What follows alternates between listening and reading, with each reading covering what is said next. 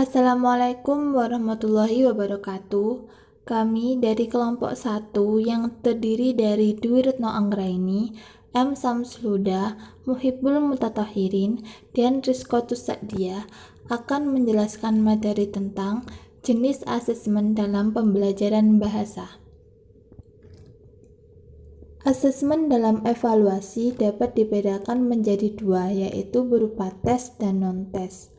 Tes adalah suatu cara untuk mengadakan evaluasi yang berbentuk tugas atau serangkaian tugas yang harus dikerjakan oleh peserta tes, baik itu perorangan ataupun kelompok, sehingga menghasilkan skor tentang prestasi atau tingkah laku peserta tes yang dibandingkan dengan nilai standar tertentu yang telah ditetapkan. Sedangkan asesmen non-tes adalah digunakan untuk mengukur kompetensi secara mandiri dan dapat pula digunakan sebagai pelengkap alat lain dalam rangka mengungkapkan keterampilan, kebiasaan belajar, sikap, minat, motivasi, apresiasi, ataupun penyesuaian. Kriteria cara mengerjakan dapat dibagi menjadi 3. Yang pertama yaitu tes tertulis. Tes tertulis adalah tes bahasa yang menghendaki jawaban peserta tes dalam bentuk tertulis, baik berupa pilihan maupun lisan. Yang kedua yaitu tes lisan. Tes lisan adalah tes bahasa yang menghendaki jawaban peserta tes dalam bentuk lisan yang dilaksanakan melalui komunikasi langsung tatap muka antara peserta didik dengan seseorang atau beberapa penguji. Yang ketiga yaitu tes perbuatan. Tes perbuatan adalah tes bahasa yang menghendaki jawaban peserta tes dalam bentuk penampilan atau perbuatan atau kinerja. Tes perbuatan dapat dibagi menjadi 4. Yang pertama yaitu tes paper and pencil yang mengukur kemampuan siswa dalam menampilkan karya. Yang kedua tes identifikasi, tes yang mengukur kemampuan siswa dalam mengidentifikasi sesuatu hal. Yang ketiga tes simulasi, tes yang mengukur penguasaan keterampilan siswa dengan bantuan peralatan tiruan atau seolah-olah menggunakan suatu alat.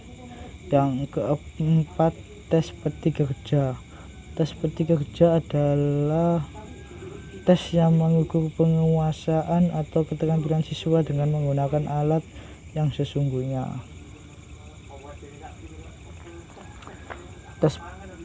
Tes berdasarkan cara menjawab tes. Di sini dapat dibagi menjadi 2. Yang pertama yaitu tes objektif. Tes bahasa objektif adalah tes bahasa yang cara menjawab pertanyaan-pertanyaan pada tes semata-mata dinyatakan dengan memilih salah satu alternatif jawaban yang telah disediakan. Jawaban yang benar pada tes objektif, tidak ada alternatif jawaban yang benar lainnya. Tes objektif secara umum hanya mampu menilai kemampuan berpikir rendah, yaitu kemampuan mengingat atau pengetahuan dan memahami saja.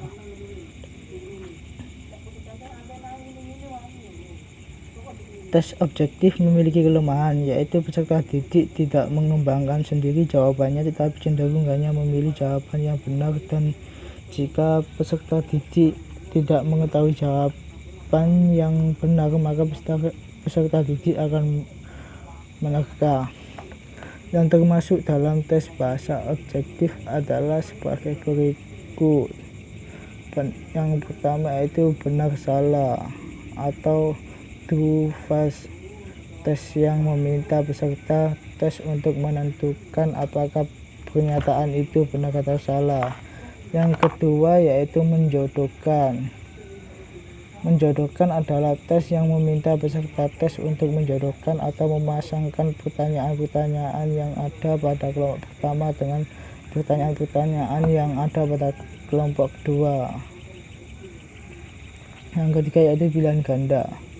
Pilihan ganda adalah tes yang meminta peserta tes untuk memilih jawaban yang paling tepat dari alternatif jawaban yang telah disediakan.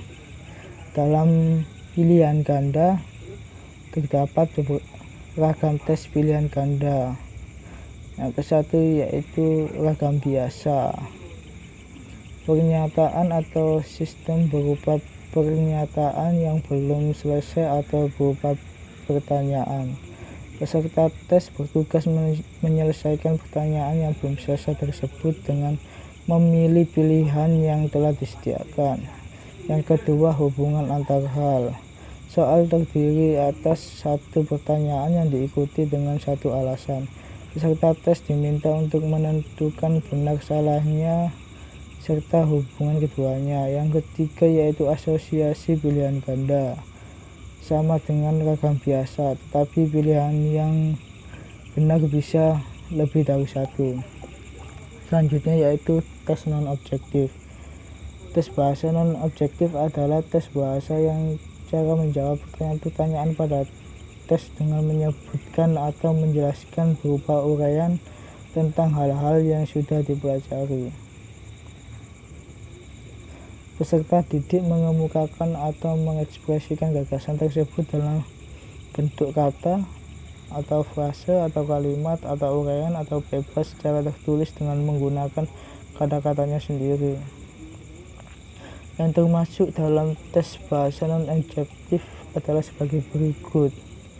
1. Isian atau melengkapi. Isian adalah soal yang meminta peserta tes untuk mengisi pernyataan yang belum lengkap, yang biasanya berupa kata atau kelompok kata. Yang kedua, jawaban singkat. Jawaban singkat adalah soal yang meminta peserta tes untuk menjawab pertanyaan berupa kata, kelompok kata, atau kalimat pendek.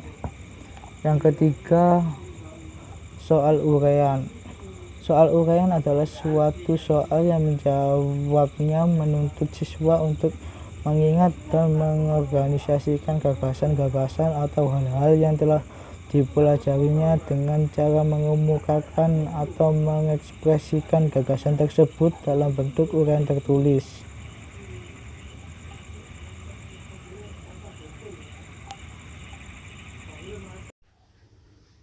Tes berdasarkan taksonomi Bloom dibagi menjadi 3. 1.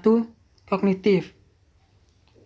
Ranah kognitif mencakup kegiatan otak. Menurut Bloom, ranah kognitif yaitu segala upaya yang menyangkut aktivitas otak termasuk ranah proses berpikir. Dalam ranah kognitif terdapat 6 jenjang proses berpikir, yaitu 1. Pengetahuan. Pengetahuan adalah kemampuan seseorang untuk mengingat kembali. Kedua, pemahaman. Siswa diharapkan mengetahui tentang sesuatu dan dapat melihat dari berbagai segi. Ketiga, aplikasi. Mengukur kemampuan siswa dalam menerapkan pengetahuan yang telah dimilikinya untuk memecahkan masalah sehari-hari. Keempat, analisis. Suatu kemampuan peserta didik untuk merinci atau menguraikan suatu bahan atau keadaan menurut bagian-bagian yang lebih kecil. Kelima, sintesis. Penyatuan unsur-unsur dan bagian-bagian ke dalam bentuk menyeluruh.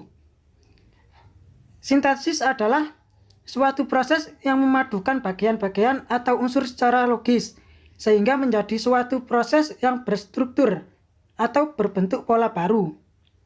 Keenam, evaluasi.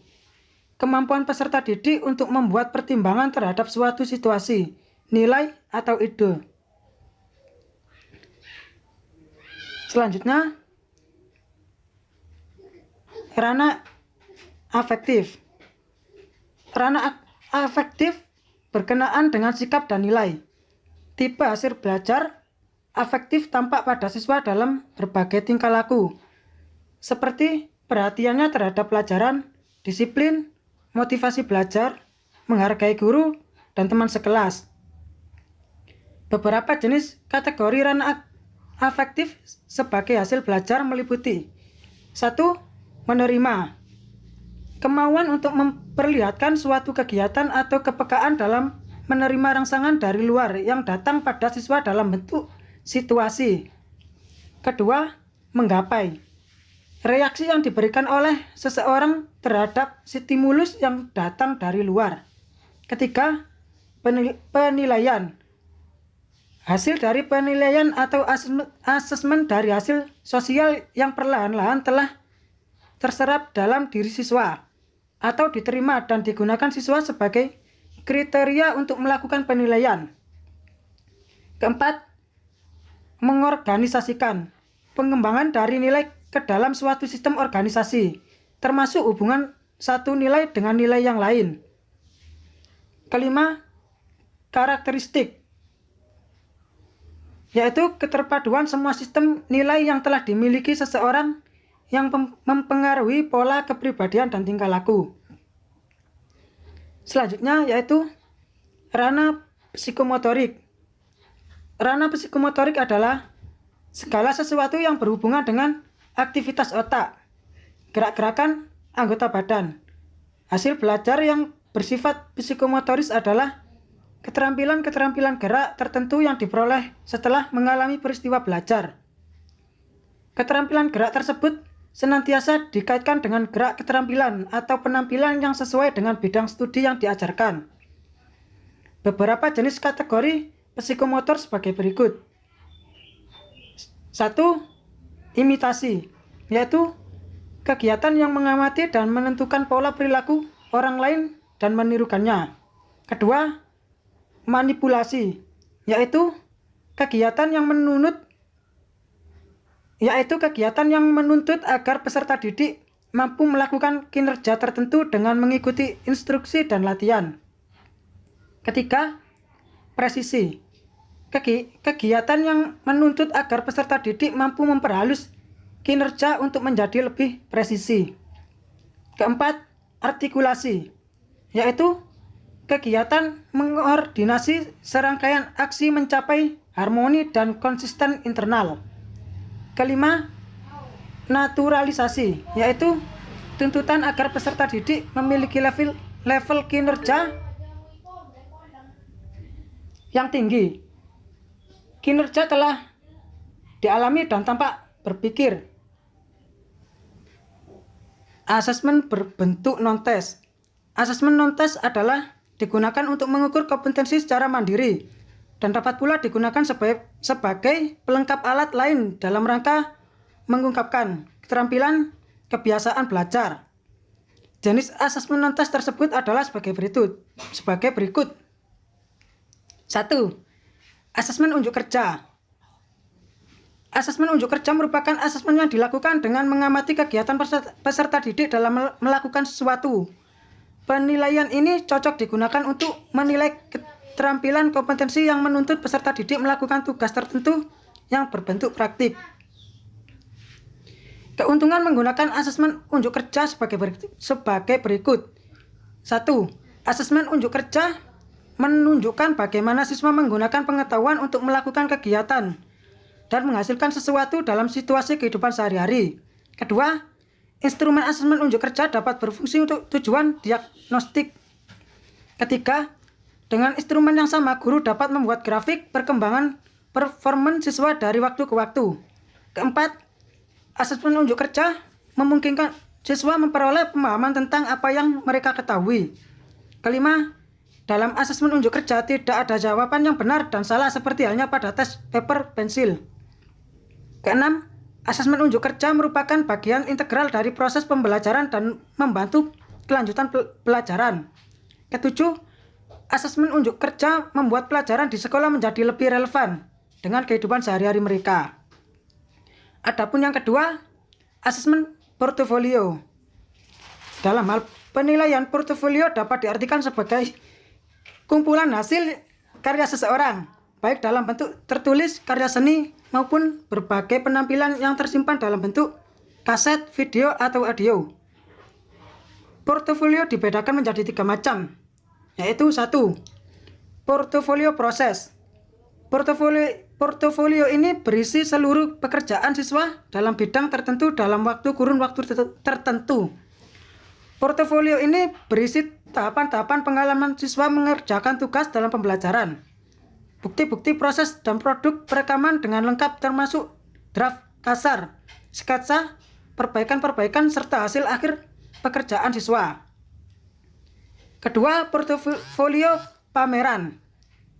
Portofolio ini berisi hasil terbaik dari karya siswa yang akan dipamerkan kepada kepala sekolah, orang tua, ataupun masyarakat. Ketiga, portofolio refleksi. Portofolio ini memfokuskan pada refleksi proses dan hasil pembelajaran yang telah dilakukan. Portofolio ini berisi kumpulan proses dan hasil pekerjaan siswa dalam bidang tertentu, dalam kurun waktu tertentu. Penilaian diri siswa terhadap karya yang dihasilkan, penilaian guru terhadap hasil karya siswa, dan simpulan tentang kualitas proses dan hasil. Selanjutnya ada asesmen proyek. Asesmen proyek merupakan terjemahan dari kata portfolio yang berarti kumpulan berkas atau arsipan yang disimpan dalam bentuk jilitan atau map. Asesmen proyek merupakan kegiatan penilaian terhadap suatu tugas yang harus diselesaikan dalam periode waktu tertentu. Tugas tersebut berupa suatu investigasi sejak dari perencanaan, pengumpulan data, pengorganisasian, pengolahan, dan penyajian data. Selanjutnya, asesmen produk. Asesmen produk atau hasil kerja siswa adalah penilaian terhadap penguasaan siswa akan suatu keterampilan dalam membuat suatu hasil kerja dan kualitas hasil kerja siswa. Asesmen produk meliputi penilaian peserta didik membuat produk teknologi dan seni seperti makanan, pakaian, dan hasil karya seni seperti patung, lukisan, dan gambar. Selanjutnya, asesmen diri. Asesmen diri adalah suatu teknik penilaian di mana peserta didik diminta untuk menilai dirinya sendiri berkaitan dengan status, proses, dan tingkat pencapaian yang dipelajari. Asesmen diri memberi peluang kepada siswa untuk mengatur belajarnya dan menghargai kemajuan yang dibuatnya secara mandiri. Selanjutnya, asesmen teman sejawat. Asesmen teman sejawat merupakan teknik penilaian yang dilakukan dengan cara meminta peserta didik untuk mengemukakan kelebihan dan kekurangan temannya dalam berbagai hal. Dan yang terakhir, asesmen sikap. Asesmen sikap merupakan suatu kecenderungan untuk bertindak secara suka atau tidak suka terhadap suatu objek. Objek sikap yang perlu dinilai dalam proses pembelajaran berbagai mata pelajaran adalah 1.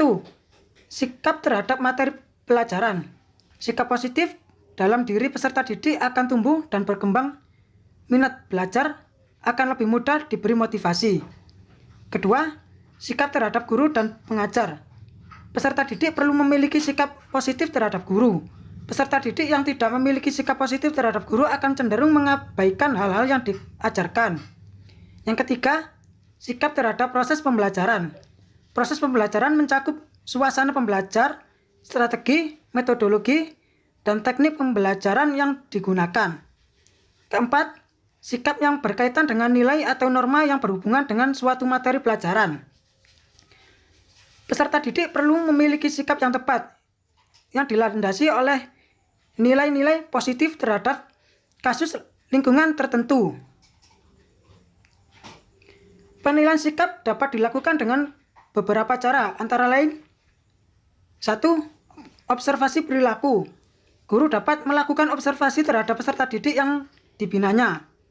Kedua, pertanyaan langsung. Dalam penilaian sikap peserta didik di sekolah, guru juga dapat menggunakan teknik menanyakan secara langsung terhadap sikap seseorang berkaitan dengan suatu hal.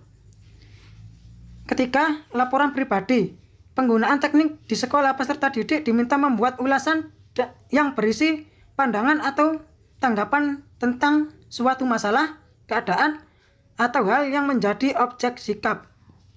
Selanjutnya yaitu mengenai studi kasus dalam pembelajaran bahasa Indonesia. Studi kasus yang dibahas adalah silabus dari Guru Bahasa Indonesia kelas 10 semester 1 SMK Salahuddin pada kompetensi keahlian TSM dan TKJ. Dalam silabus tersebut membahas tentang memahami laporan hasil observasi berkaitan dengan bidang pekerjaan yang dipresentasikan dengan lisan dan tulis, yang termasuk dalam kategori asesmen berbentuk tes.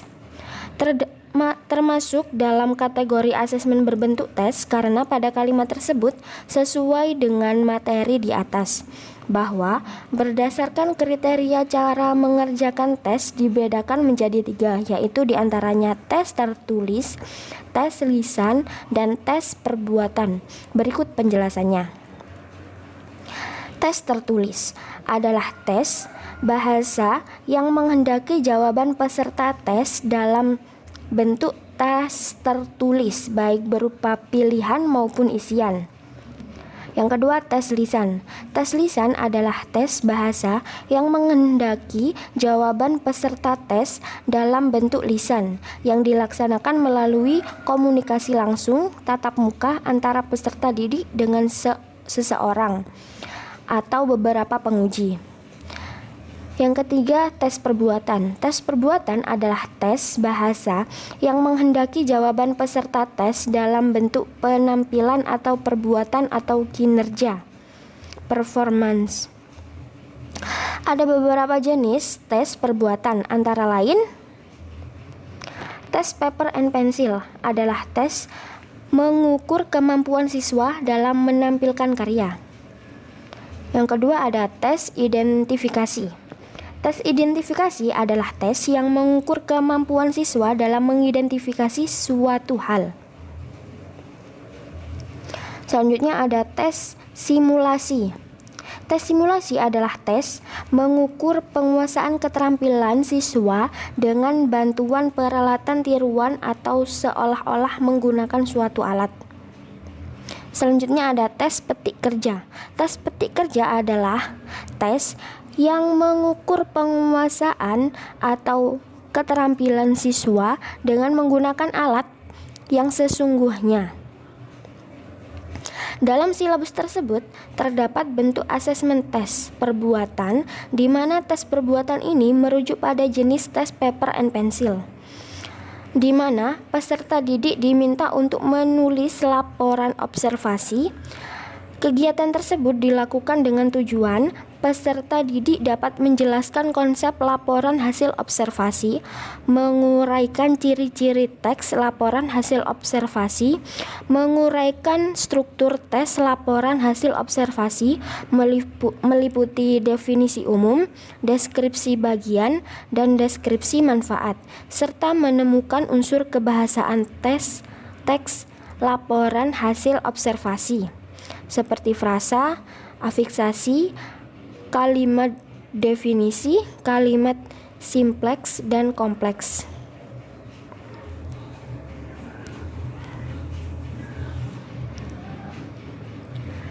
Sekian dari kelompok kami. Mohon maaf apabila ada salah perkataan maupun perbuatan.